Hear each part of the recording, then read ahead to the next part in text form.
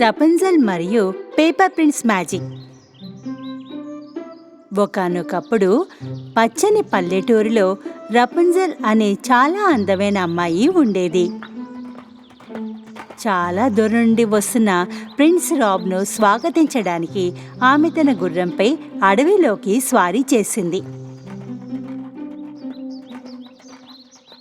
రపుంజల్ దయగల హృదయాన్ని కలిగి ఉంది కాబట్టి ఆమె గుర్రం అలసిపోయినప్పుడు ఆమె కాసేపు ఆగి విశ్రాంతి తీసుకోవాలని నిర్ణయించుకుంది.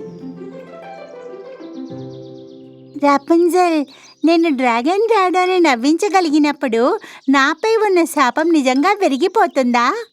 దుష్ట మంత్రగత కామిలా మనకు నిజం చెప్పినట్లయితే అప్పుడు అవును.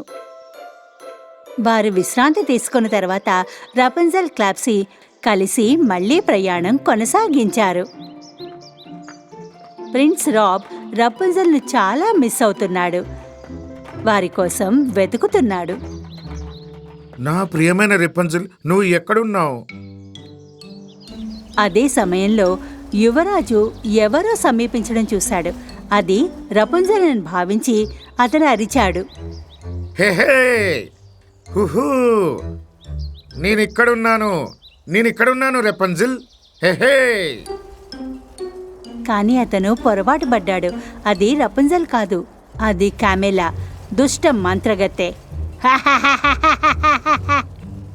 మనం యువరాజుకు చాలా సన్నిహితంగా ఉన్నాం. వయసును పెంచే మాయాజాలం చేసే సమయం ఇదే.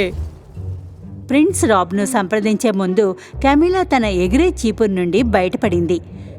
ఆమె తన మాయాజాలం గోల్డ్ ఫ్యాన్ని తన ముఖంపై మంత్రంగా ఉపయోగించింది. విసనకర యొక్క మాయా గాలి కామిలాను చాలా వృద్ధ మహిళగా మార్చేసింది. ఇలాంటి పూజ్యమైన ముద్దరాలికి సహాయం చేయడానికి ఎవరు ఇష్టపడరు. పొగ తగ్గిపోవడంతో కామిలా ప్రిన్స్ వైపుకు నడవడం ప్రారంభించింది. ఓ, మీరు రపుంజల్ కాదు కదా? ప్రిన్స్ రాబ్ సమీపిస్తున్న వ్యక్తి వృద్ధురాల్ని గమనించినప్పుడు అతను వెంటనే ఆమె వద్దకు వెళ్ళి ఏదైనా సహాయం అవసరమా అని అడిగాడు. బాబు, నాకు నిజంగా నీ సహాయం కావాలి. మీరు ఆదేశించండి, మీకు కావాల్సింది నేను చేసి తీరుతా. చూడు బాబు, నాకు నా సోదరుని నుండి ఒక ఉత్తరం వచ్చింది, కానీ నేను దాన్ని చదవలేను. నన్ను క్షమించండి, మీరు ఎందుకు చదవలేరు? దగ్గరగా వచ్చి నా కళ్ళను చూడు బాబు. ప్రిన్స్ రాబ్ వృద్ధురాలి కళ్ళను నిశితంగా పరిశీలించాడు. ఆమె కళ్ళు నిశ్చలంగా ఉండలేవని చూశాడు. అవి గిరగిరా తిరుగుతూ ఉన్నాయి. ఇప్పుడు నాకు అర్థమైంది. అయితే ఈ ఉత్తరం నేను చదవాలన్నమాట, ఎందుకంటే మీరు చదవలేకపోతున్నారు, అవునా? అవును, దయగల బిడ్డ, దయచేసి నా కోసం చదువు. కానీ నా చెవులు కూడా సరిగ్గా వినబడవన్న విషయం నీకు చెప్పాలి. ఇందులో ఎలాంటి సమస్య లేదు, నేను ఈ పత్రాన్ని గట్టిగా చదువుతాను. వృద్ధురాలి వేషంలో కామిలా కాగితాన్ని ప్రిన్స్ రాబ్కు అందజేసింది. ఇందులో అక్షరాలు ఎంత చిన్నగా ఉన్నాయంటే చదవడం చాలా కష్టమవుతుంది. దగ్గరగా రా బాబు, పేపర్లో ఉన్నది ఇంకా దగ్గరగా. ప్రిన్స్ రాబ్ ఆ పేపర్ను చాలా దగ్గరగా చూశాడు. చదవడం మొదలుపెట్టాడు. ఇది చిన్నది కంటే చిన్నది, తెలుపు కంటే తెల్లగా ఉంటుంది, చారల కంటే ఎక్కువ చారలు, ఇంకా సిరా కంటే ఎక్కువ ఇంక్, మరియు చాలా తేలికైనది ఈక వంటిది. మీరు దగ్గరగా చూస్తే అది మిమ్మల్ని కాగితంలా కట్ చేస్తుంది అని అంటే. కొద్దిసేపటికే ప్రిన్స్ రాబ్ని అకస్మాత్తుగా పొగ కమ్మింది. కాగితం ముక్కలుగా మారిపోయింది. ప్రిన్స్ కేవలం ఒక లేఖ చదవలేదు, కానీ చెడు మంత్రాల్ని చదివాడు. అతన్ని చూడు భూమి, ఒక పేపర్ ప్రిన్స్. మీ మ్యాజిక్ పనిచేసింది మహారాణి. ప్రిన్స్ రాబ్ అక్కడ కాగితం ముక్కలుగా మిగిలిపోయాడు. కెమెలా తన ఎగిరే చీపురు భూమి మీద ఎక్కి వెంటనే అక్కడి నుండి పారిపోయింది. అయితే ఆ మంత్రం ఉన్న కాగితాన్ని కింద పడేసిందని ఆమెకి తెలియలేదు.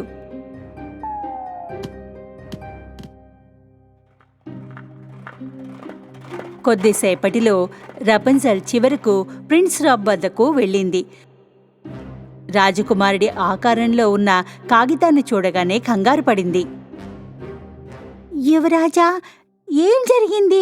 మీకు ఈ ప్రయాణం ఏం చేసింది? అదో, రపంజల్ ప్రిన్స్ కాగితం ముక్కలాగా అయిపోయాడు. అవును, కాగితం ముక్కలాగా సన్నగా తేలిగ్గా అయిపోయాడు. అదే సమయంలో చాలా బలమైన గాలి వీచింది.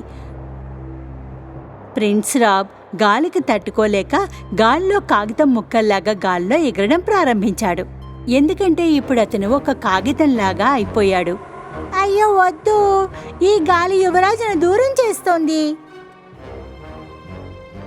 గాలి ప్రిన్స్ రాబ్ను నదివైపుకు తీసుకుని వెడుతుండగా రపంజల్ తన పొడవైన జుట్టును ఉపయోగించి ప్రిన్స్ను ఒక్క ఉదుటన పట్టుకుంది. అతి కష్టం మీద కాపాడాను క్లాప్సీ. రపంజల్ నదిలో తడవకుండా ప్రిన్స్ను రక్షించింది. కానీ ఆకాశాన్ని చీకటి మేఘాలు కమ్మడం ప్రారంభించాయి. చాలా బాగుంది, ఇప్పుడు వర్షం కూడా పడబోతోంది. ప్రిన్స్ తడిస్తే మనం అతన్ని ఎప్పటికీ రక్షించలేము. రపంజల్ యువరాజును తీసుకుని త్వరగా తన గుర్రంపై కోటకు వెళ్లాలని నిర్ణయించుకుంది. కానీ క్లాప్సీ ఆమె తర్వాత గట్టిగా అరుస్తూ ఆపింది. అరే రపంజల్, ఆగు, ఇలా చూడు, నాకు నేల మీద ఈ కాగితం దొరికింది. క్లాప్సీ కనుగొన్న కాగితాన్ని రపంజల్ తన సొంతం చేసుకుంది. దానిపై మాయా పదాలు రాయబడి ఉన్నాయని గ్రహించింది. ఇది చిన్నదానికంటే చిన్నది, తెలుపు కంటే తెల్లగా ఉంటుంది, చారుల కంటే ఎక్కువ చారులుంటాయి. రపంజల్ ఆగు, ఈ పదాలు చదవద్దు, లేకపోతే మాయాజాలం బారిన పడొచ్చు. అవును, కాగితాన్ని చింపివేసి వర్షం కురిసే వైపు చిన్నాభిన్నం చేయొచ్చు క్లాప్సీ. రపంజల్ మాయా కాగితాన్ని చాలా ముక్కలుగా చింపివేసింది. ఆపై డ్రాడో అనే డ్రాగన్ తన స్నేహితుడి కోసం పిలిచింది. డ్రాడో! రపంజల్ గొంతు విని డ్రాడో తన భారీ రెక్కల్ని విప్పి రపంజల్ వద్దకు వచ్చాడు. డ్రాడో, మన వద్ద ఎక్కువ సమయం లేదు. నీ బలమైన అగ్నితో వెంటనే కాగితం ముక్కల్ని బూడిదగా మార్చేయాలి. రపంజల్ అభ్యర్థనను నెరవేర్చడానికి డ్రాడో తన నోరు తెరిచాడు. అతను మంటలతో ఆ మాయా కాగితపు ముక్కల్ని బూడిదగా మార్చేశాడు. అది పనిచేసింది. ప్రిన్స్ రాబ్ శాపం నుండి విముక్తి పొందాడు. అతను మళ్లీ మానవుడిగా మారిపోయాడు. అతనికి ఏం జరిగిందో కూడా అతనికి తెలియదు. రపంజిల్, ఆఖరికి నువ్వు వచ్చేసావా? నిన్ను నెలల నుంచి వెతుకుతున్నాను. నా ప్రిన్స్, నిన్ను చాలా తలుచుకున్నాను. మనం ఇంతకాలం విడిపోయి ఉండలేమని ఆశిస్తున్నాను. చీకటి మేఘాలు కమ్మి వారిపై వర్షం పడడం ప్రారంభించినప్పుడు ప్రిన్స్ రాబ్ మరియు రపంజల్ ప్రేమలో ఒకరినొకరు కౌగిలించుకున్నారు. ఇక ఎప్పటికీ విడిచిపెట్టమని ప్రమాణం చేసుకున్నారు. గ్లాస్ గ్లోబ్ ద్వారా వీరి ఆనందాన్ని చూసిన కెమెలా దుష్ట మంత్రగత్తెకు కోపంగా ఉంది. ఎందుకంటే ఎవరి హృదయాలు చెడుతో నిండిపోయి ఉంటాయో వారు ఎప్పుడూ సంతోషంగా ఉండలేరు. ఎవరి హృదయాలు ప్రేమతో నిండి ఉంటాయో వారు సంతోషంగా జీవిస్తారు. నేను ఒక విచిత్రమైన కలని కన్నాను. అందులో నేను బాగా బక్కచిక్కిపోయాను.